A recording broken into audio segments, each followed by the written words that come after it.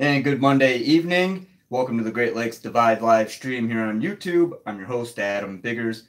You can follow me on Twitter at AdamBiggers81. You can follow Great Lakes Divide on Twitter at GLDivide. And you can find us on Facebook at the Great Lakes Divide. And I want to give special thanks to our title sponsor, FederalWilliams.com, for all of your realty needs, whether you're buying or selling in the state of Michigan. Contact Mike Williams at FederalWilliams.com. Again, that's FederalWilliams.com, FEDERAU Williams.com. It's Monday, so you guys know the drill. We're going to get into Jim Harbaugh's Monday press conference. Have a lot of comments. It's funny how one question can kind of take on a life of its own. So I imagine somebody's going to mention it. I've already got mentions on Twitter. My question about Shea Patterson to Jim Harbaugh. I already misinterpreted. I think if you listen to the way that I asked it, it's pretty clear. I think if you follow me or read my stuff, you know exactly where I'm coming from on this. And there is a portion of the Michigan fans who are never satisfied. They've criticized the defense. We've seen David Long take to Twitter to defend himself and teammates. We've seen people still criticizing Shea Patterson. It's not a large majority. And it's funny how some people can, on Twitter, they read the quote. I got a comment from the bully wins in football. Yeah, I watched it on YouTube. You kind of insinuated people on Twitter were calling for McCaffrey to play and to bench Patterson. Not sure if you're trying to motivate Patterson or just don't like him or something because he's good. I don't know where you got that from that at all. I was mentioning Michigan fans' comments about Shea Patterson not living up to potential or whatever they want to say, and it was also about play calling, the play calling being boring and so on and so forth. So I encourage you to fully listen to questions instead of just replying on Twitter and then putting words in my mouth. I don't think it's fair to me, and it's not fair to you. So Ben CS says Ben Mason's a truck. Welcome to the chat, CS. I'm going to tweet the live link. I'll get into we could talk a little bit about Maryland if you want, but we talked to Ben Bredesen, Devin Bush, Devin Gill. I had a great interview with Devin Gill actually, and check all these videos out on my YouTube channel. Please like and subscribe. Who else did we talk to today? It was Bredesen, Gill, Bush, Gentry, and McCune. I believe that's everybody. So give me 1 second here, and I'm going to tweet the live link.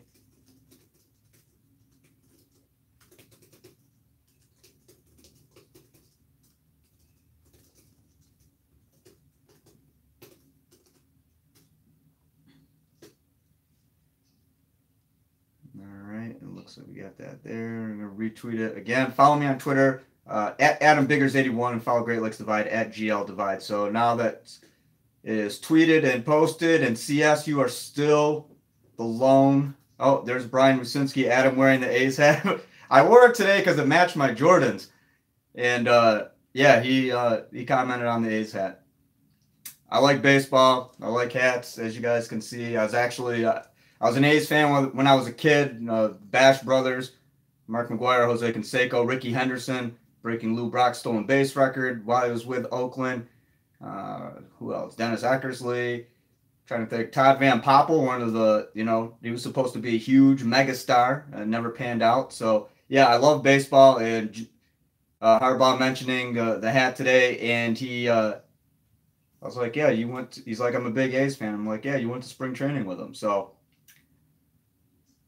kept it light, kept it fun today. Harbaugh mentioned to my question, his reply was his daughter Katie thinks that Shea's pretty good, and she's in Girl Scouts and really doesn't want anything to do with sports. So she thinks it's good. She thinks Shea's playing pretty well, and Harbaugh's going to defer to his daughter on that one. So again, guys, I think if you read my stuff, you guys have watched this enough, you know that there are people out there, there are Michigan fans out there who have been complaining about Shea Patterson for whatever reason. He's not throwing for 300 yards and 5 touchdowns a game. I mean, he just came off a career high at Michigan at 282 yards. I mean, what more do you want from the guy? People complained about him the first half against Northwestern. And it was Shea Patterson, the defense, of course, but it was also Shea Patterson who helped mount that 17-point comeback and helped Michigan score 20 unanswered. I mean, last time I knew, the offense was ran by the quarterback, and the quarterback, again, I don't get some of the logic, and Harbaugh knew where I was coming from, and I think that's what's important. I knew where I was coming from, and I think everybody like I said, who follows my stuff, reads my stuff, even, fellow media members, they know the questions that I ask. So I don't get it. There was a one blog, a Go blog, who wanted to have something to say about it, but they're never there anyway. So I don't know. It's kind of funny to me.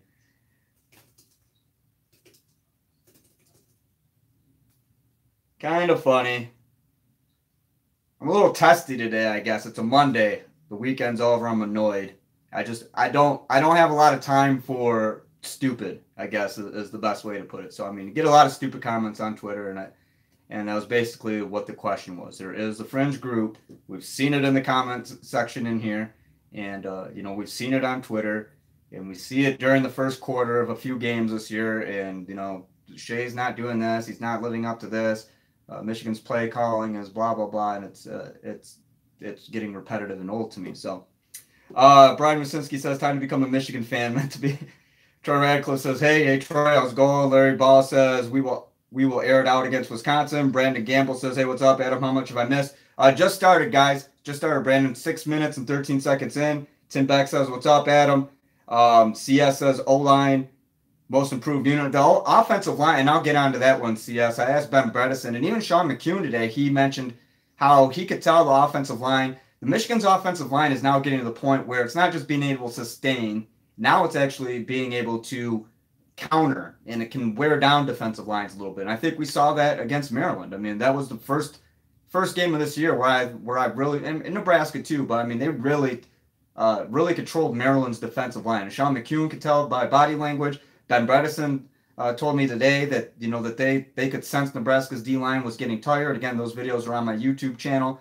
I'll write about that this week or discuss it. The things I am going to write about, I already wrote about, and we talked about it just now, was the Harbaugh Shea Patterson thing. I'll drop the link in here.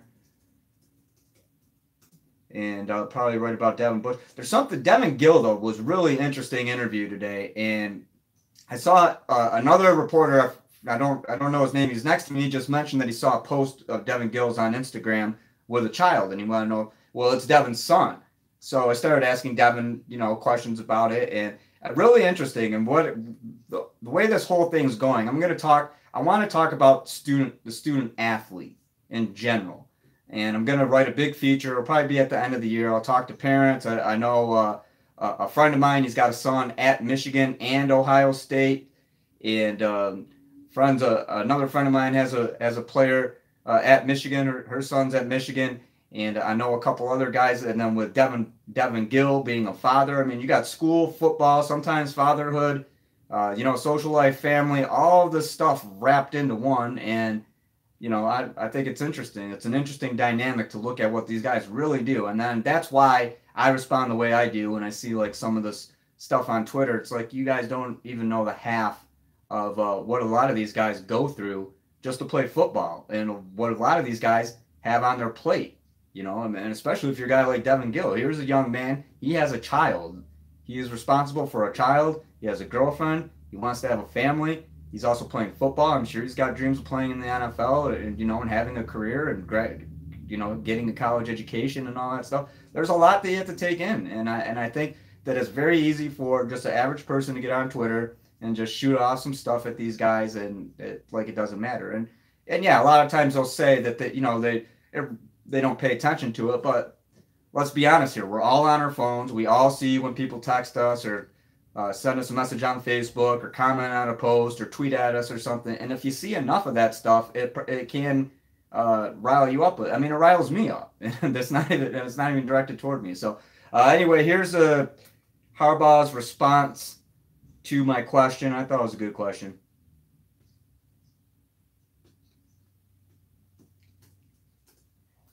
Angelica Campo says, hey, Adam, how much I missed? Guys, just started. Tim Beck says 5 minutes in. It sounds like I missed a lot. Kay Bagley says, I think we will air it out for Wisconsin, see a different offense. Robert Pottsman says, I don't know if Karan was a dad until the Amazon. Yeah, Karan Higdon's also a father. I didn't know that until today. Devin mentioned that. So Ben Peterson says, keep up the great work. I appreciate it, Ben. Larry Ball says, predict the score for Michigan and Wisconsin. I do that on Fridays. Larry, if you're new to the show, I did a season prediction. If you want to Google it, I'll drop it in here right now. But every Friday, what we do in our score predictions are brought to you by Mr. Spots, 808 State Street in Ann Arbor, 808 State Street in Ann Arbor, Mr. Spots, AnnArbor.com. Go to Mr. Spots. That is a blatant plug for Mr. Spots. Go see Tim and Keith. Tell them I sent you. But right there, Larry, I just dropped the link to that. But every Friday, what we do, I start between 11 and noon Eastern on Friday, and then we'll do score predictions and then predict player of the game. So it's kind of a fun end of the week thing, before the game. And then I'll have a post game video Saturday. I'll do something Sunday. Sometimes depends on when the game ends. With this Saturday being a night game, I probably won't do a video until Sunday morning. Maybe at night, I don't know. And then I do one on Mondays about this time, recapping the press conference. So Demario Vaughn says Shea had a good game Saturday. Love what he's been bringing to the offense. Shea had an incredible game Saturday. 282 yards. It was a high for him at Michigan. I mean, he's only thrown 3 interceptions. That interception that he threw was not his fault. And I don't know what else. Again, take away the fact that it's Michigan. Just put yourself in the position of, say that you're not a Michigan fan. Look at Shea Patterson's performance. Look at what he's done for Michigan, and ask yourself this question: would you want Shea Patterson to be the quarterback of your team right now? And I posed this question about Wilton Speight when Wilton Speight was like 13-3 as a starter at Michigan before the Purdue injury. Based on the numbers and performance, would you want Shea Patterson? I think unless Shea just does not fit their system at all, I would say 9 out of 10 college coaches would take Shea Patterson right now. I would. If I was a coach of a college football team and I had the opportunity for Shea Patterson to be my quarterback, I would jump on it. Shea Patterson is number 16 in the country in overall accuracy. I think number 1, and the attempts are lower and everything. I mean, it's like 75%. Shea's thrown like 100, and I forgot the number. I just had the stat up. He's 98 of 135, I think it is. I just wrote it. You think I'd remember it? 95 of 138. I flipped the numbers. 68.8%, 95 of 138. He's also thrown for like 1,127 yards. I mean, I don't know what else anybody's expecting from Shea Patterson. I really don't. Why did he put up bigger numbers at Ole Miss? Because he was like the only offensive threat there. At Michigan, he's got a lot of weapons. He doesn't have to do everything. He's got Karan Higdon in the backfield. He's got Ben Mason in the backfield. Chris Evans when Chris Evans returns healthy. True Wilson. I mean, he's got three really good tight ends with Nick Eubanks in that mix too. I mean, McCune, Gentry. I mean, he's got Donovan Peoples-Jones, Grant Perry, Nico Collins. Shea Patterson can hand off the ball. It doesn't have to be all Shea just airing it out all the time like Ole Miss needed him to do. So that's another thing that you have to take into account. Camden Ogletree says, any updates on injuries? Yes. Jay Marion says, I'll take him. Best quarterback Michigan's had in a while. Cameron Ogletree, what's up, Adam? Okay, guys, we'll go injury updates. Nothing new on Dwumfor. Nothing new on Rashawn Gary. Harbaugh is optimistic on Tarik Black. Tarik did see his doctor. He said he's progressing nicely. Michael Dwumfor's injury wasn't as bad as it looked, but we still didn't get any specifics or an update on that. No update on, I don't know, I forgot if Chris Evans was mentioned.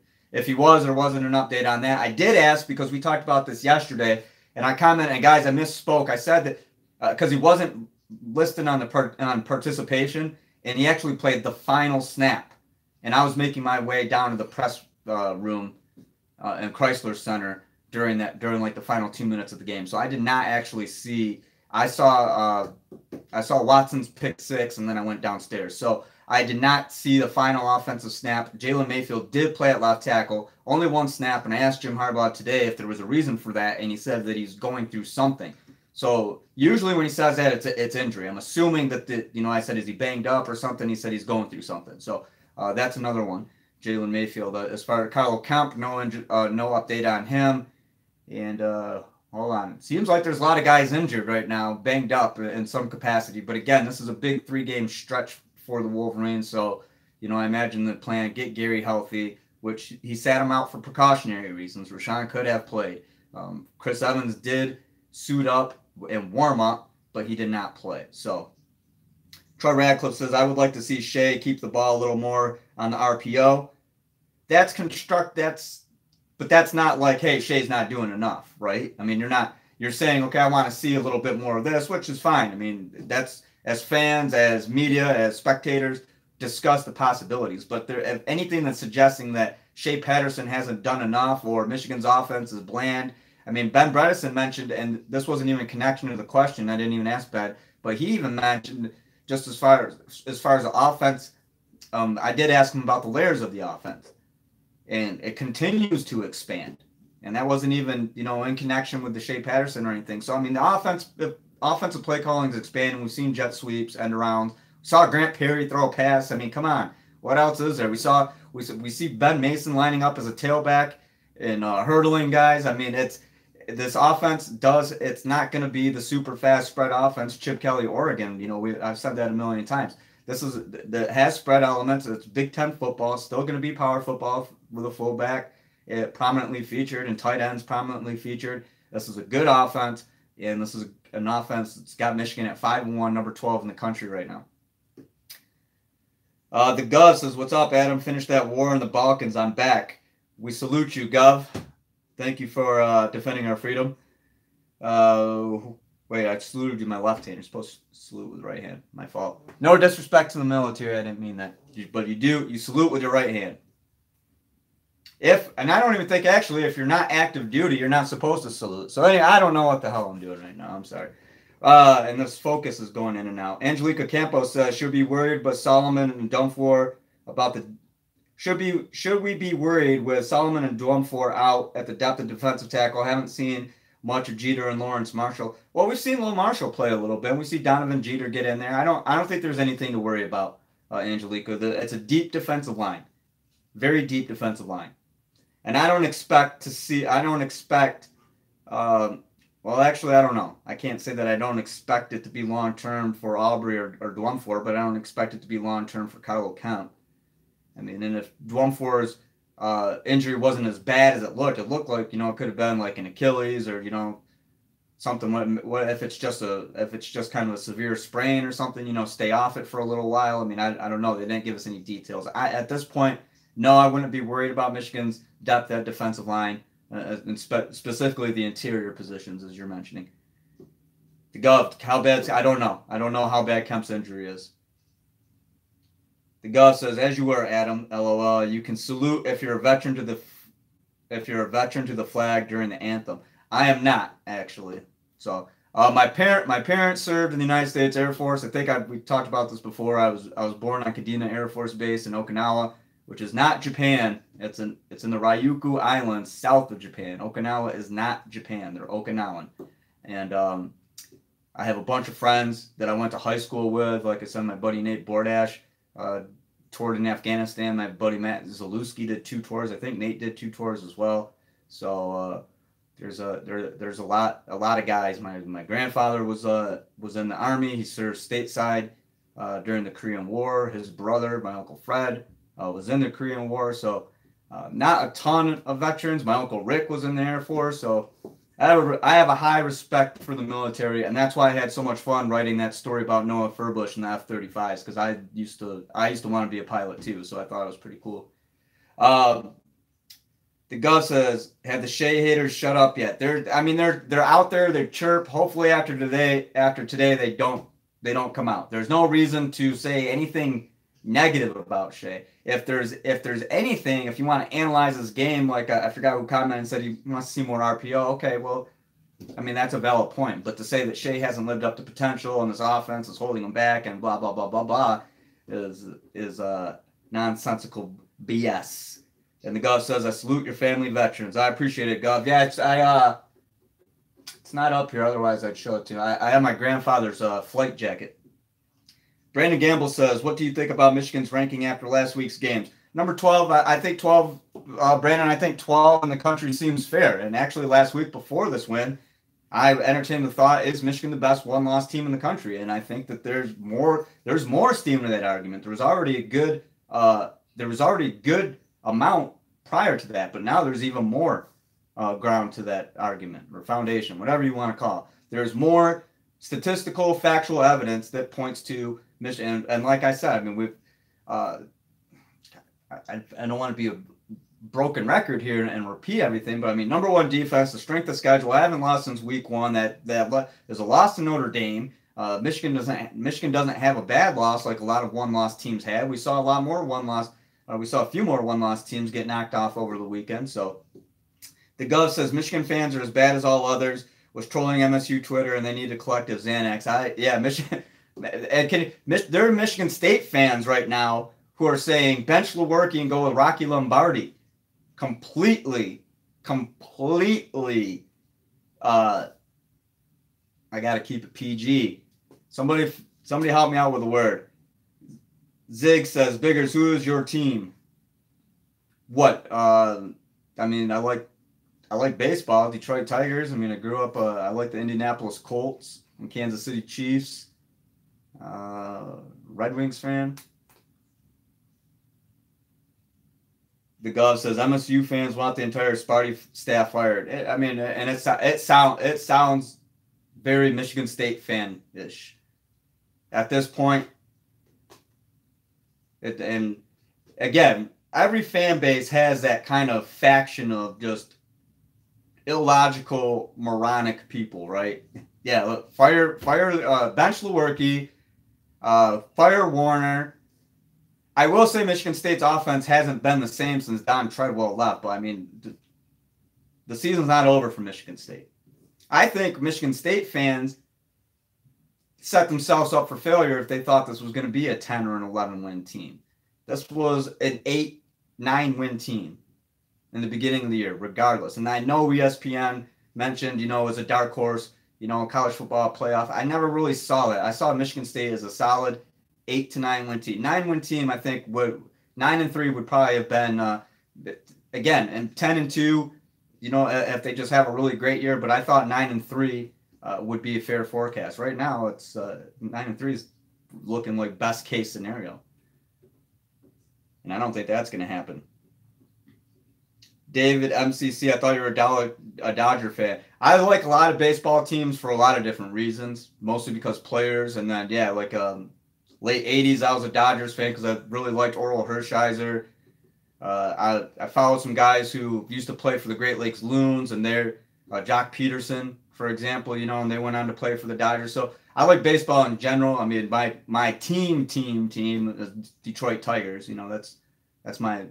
I grew up a Tigers fan. So, but I mean, I like a lot of different baseball teams for a lot of different reasons. Same thing with NBA teams, NHL teams, that sort of thing. So. I just love the game, period, when it comes to sports. I don't so much latch on to just one team. I mean, I have my childhood favorites. But anyway, enough about me. Asim Lodi says, is it wrong to believe that Wisconsin looks extremely winnable? They don't have that same defense, but I do think this is a winnable game.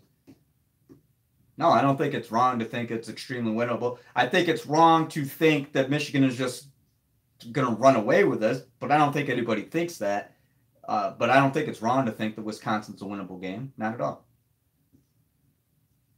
The Gov says Nebraska put 550 yards on Wisconsin. Yeah, that's true. Nebraska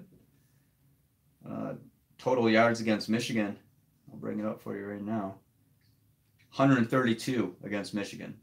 So if we go with that logic, 550 plus on Nebraska put 132 on Michigan. The what's it called? The associative property or whatever. Nebraska put 550 on Wisconsin. Yeah, so I mean, if Wisconsin gave up 550 yards in Nebraska, and Michigan 56-10 gave up 132 yards in Nebraska. I don't know. Troy Radcliffe says, Shea Patterson is doing a great job. He's doing what I expected him to do when he came to Michigan. He was a 5-star coming out, and I believe he was the number 1 quarterback coming out. Was he? If he wasn't number 1, he was one of the top-ranked quarterbacks, yeah. I do remember that. Ricardo Douglas says, argued with an Ohio State fan early in your comments. They're the worst, when the Buckeyes lose. Damian Reese says, what's up with Wisconsin secondary? Do you think there'll be more of an air-out game than rushing attack? I mean, I think if Michigan's coaching staff senses a vulnerability in Wisconsin secondary and what their starting safety is going to be out for the first half, then yeah, maybe they pass the ball a little bit more. But any questions here, guys? What I'll do, because I know you're watching my channel right now, I'm going to put the link to just my channel with the videos. And again, there's Devin Bush Jr., there's Devin Gill, there's Zach Gentry, there's Ben Bredesen, Sean McCune, and a couple videos of Harbaugh from today. I'm going to go ahead and this. Okay, it's focused. I'm getting really tired of this thing out of focus. All right. Got any questions from today's press conference? Any lingering? We went over injury updates. That's all I have for you guys right now. As soon as I find out more, obviously, I'll tell you. Tomorrow night, we'll have player availability. Wednesday, I'll be down there Wednesday for coordinators. Saturday, of course, the game. Night game. I know for fans, we talked about this the other week. For fans, you guys love it. This was brought up to me because someone asked me if Michigan State was going to be a night game. I said, there's no way I could see that. Maybe 3:30. It's actually going to be a noon game. So, but with the night games, for fans, I know it's cool. But I mean, for the media, we don't get out of there. I'm probably not going to be home till like 2 o'clock in the morning, I'm guessing. So when I factor in, waiting press conference time and everything like that, doing what I'm go shoot a video from the field, and then depending on the traffic, trying to get out of there, and with it being a Saturday night in Ann Arbor is already going to be crowded, because there's a bunch of bars and restaurants and stuff to do down there. So you got a whole crowd of a very lively city on a Saturday night, and you're trying to navigate your way out of there because there's only one way out of there to 23, and it sucks. So the Gus says, how many of our first team is injured and not playing? Well, I can't say not playing this week, but injured, it'd be Rashawn, Chris Evans. That's it. As far as, Rashawn and Chris, Lawrence isn't banged up anymore. So Rashawn Gary and Chris Evans, the only starters that are banged up. David MCC wants to know, what is the Dwumfor injured? We don't know. It's something with his foot or ankle though, because if you watched it, and you can see that he rolled up on his leg, on his ankle. So, and he had his right shoe off. I don't know, broken foot, Achilles, sprained ankle. Harbaugh said it wasn't as bad as it looked. So I'm going to go ahead and guess that, maybe he just rolled his ankle really bad. And when you're a big guy, I mean, Dwumfor is like 285 pounds. When you're a big guy like that and you roll your ankle, that hurts. And it's not like, I'm not a big dude. If I roll my ankle, it hurts. But I don't have 285 pounds on that ankle either. So it's you got to take that into consideration. The Gus says, do we know when Ronnie Bell or Aiden Hutchinson will speak to the press? We've got an Aiden already, Dove. I posted that video. We talked to him actually 2 weeks ago. No Ronnie Bell yet. I've asked for Ronnie Bell, and it's kind of a wait and see. Same thing with Jalen Mayfield. So I imagine we'll get them at some point. I have to imagine Ronnie Bell, gets in and has a couple more catches in the game, scores a time. They have no choice but to give them to us, right? Assuming Ronnie wants to. And I've been over this with you guys before. They don't force the players to talk to us. They give them the option to talk to us. So we haven't gotten Ronnie yet, but I imagine at some point we will this season.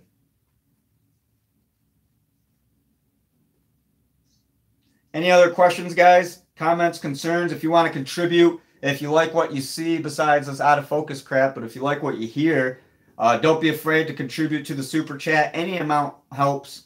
You can do 99 cents. You can do $9.99. It doesn't matter. I appreciate all the support, the likes, all that stuff. True is so much better pass blocking than Evans. True's just a blocker, man. Did you see that play where he lays out a running back or a linebacker, gets back up, goes to second level to throw another block, gets up and looks for a third one? True Wilson, I was joking with Trill City. He's not in here today, but and if he is, he's not commenting. Trill City, if you're in here, show yourself, sir. But we were joking because True, TRU, he's named after No Limit. It was a rap group by No Limit Records, Master P. all that stuff, if you're old enough to remember. And anyway, we were joking like he's the No Limit Tank. So kind of taking on a life of its own. If you're graphic design, maybe I'll get Wes Weber. I don't think Wes is watching right now. Isaac Gogol with $1 contribution. Appreciate Isaac, our UCF/Michigan fan in the room. Welcome to the show. But got to ask Wes if he can design like the No Limit Tank and then put like a picture of True Wilson on the side of it. I think that'll be a hit. Because it's all about the graphics and presentation and stuff on social media. Midwest Meach wants to know any celebrity guest on a college game. Not that I know of. I haven't heard. Oh, and College Game Day, guys, I was asked where it was. For some reason, I was thinking it was in that lot north, the lot north of the stadium off Hoover. It's actually at the 7th tee on the golf course, so just south of the stadium, south end zone. So just go across stadium, and it's east. You guys know what I'm talking about. It's across from Pioneer High School. So at the 7th tee at the golf course. Troy Radcliffe says, hey, Adam, I just checked out. He was the #1 quarterback in the class of 2000. Okay. Yeah, because I know sometimes 247 and rivals might have a different ranking. I know he was one of the best in his class in 2016. And Peters was too. Brandon Peters was one of the best quarterbacks in that class. Ben Peterson says, Biggers should be the guest picker. Well, if they got a Wolverine head, I'd be doing my best Lee Corso impression, put that Wolverine head on. Because I'm picking Michigan in this one. Isaac Gogol says, meant to ask if Zach Harrison has any shot at not committing to Ohio State. Was hoping Michigan had a shot. I can't tell you, Isaac. I do not know the latest on Zach's recruitment, unfortunately. B Strongism says, going to be another hard-hitting game. You know it. It's Big Ten football. It's Wisconsin. First place team in the West versus second place team in the East. Michigan-Wisconsin's always a good game. And we're going to see. I mean, I like Alex Hornibrook. I like Jonathan Taylor as well, the running back. Jonathan Taylor, one of the best running backs in the country.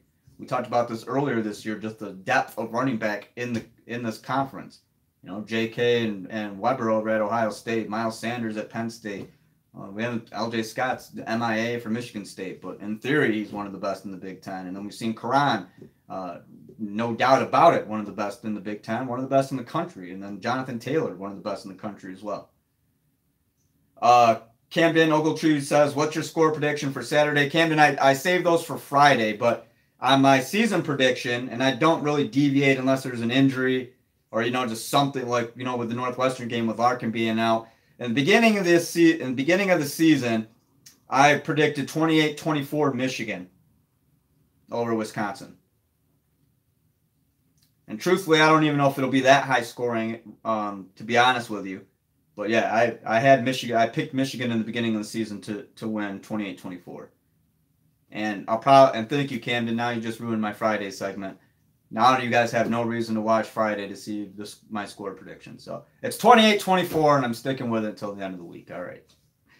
Troy Radcliffe says Karan is third in rushing in the Big Ten. Yeah, but he's also played one fewer game. Remember, he didn't play against SMU. He injured his ankle against Western. So Karan's putting up all these stats, and he's a game behind most of these guys. Austin Cooper, thank you very much, Austin.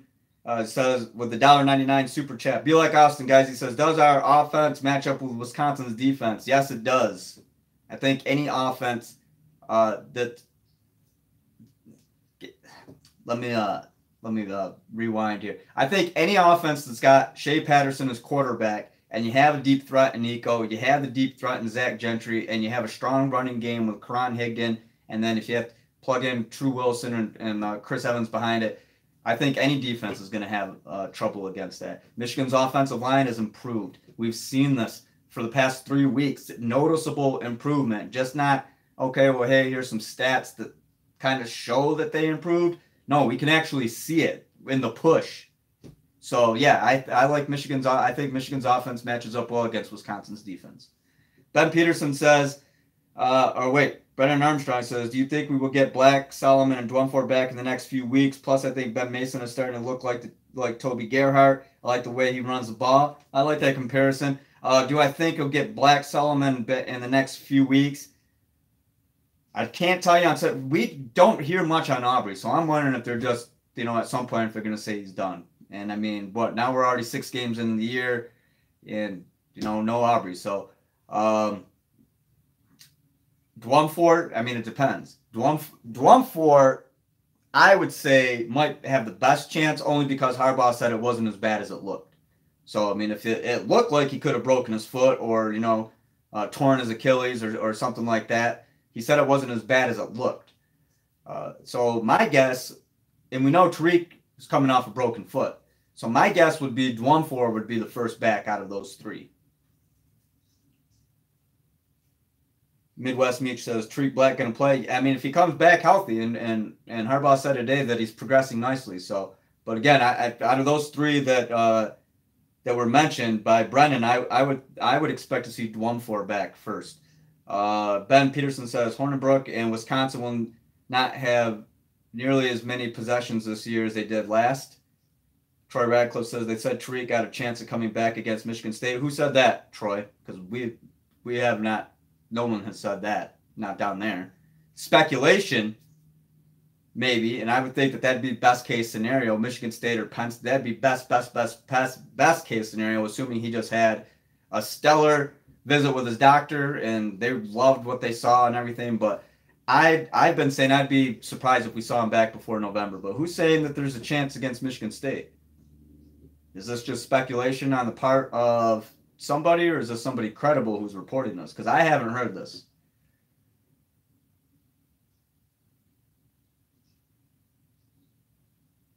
Isaac Gola says there's a win put Michigan over the Knights and put them in the top 10. A win over Wisconsin put Michigan over the Knights and put them in the top 10. I would think it'd give them a pretty good chance. Obviously, we'd have to see what 10 and 11 do, 9, 10, and 11 do. But yeah, I would think so. I mean, Wisconsin's a good team, ranked team. B Strongism says, yeah, and I'll pull up the real quick, give you guys a look at the Big Ten teams in the AP Top 25. I could just rattle off the top 25 if you guys wanted to. Ohio State at number 3. Penn State at number 8. Michigan number 12. Wisconsin number 15. And that's it. Those are your Big Ten teams ranked. Again, Big Ten teams in the top 25. Number 3, Ohio State. Number 8, Penn State. Number 12, Michigan. Number 15, Wisconsin.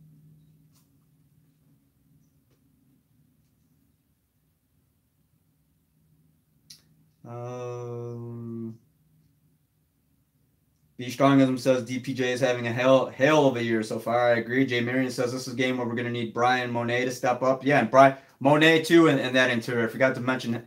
And Brian. And in the beginning of the year, they were saying that Brian was going to be a first and second down guy. And I think now that, Brian's going to have to play more. So I agree with you, Jay Marion. Ben Peterson says, Adam, I think they will open up more about injuries after the bye. What do you think?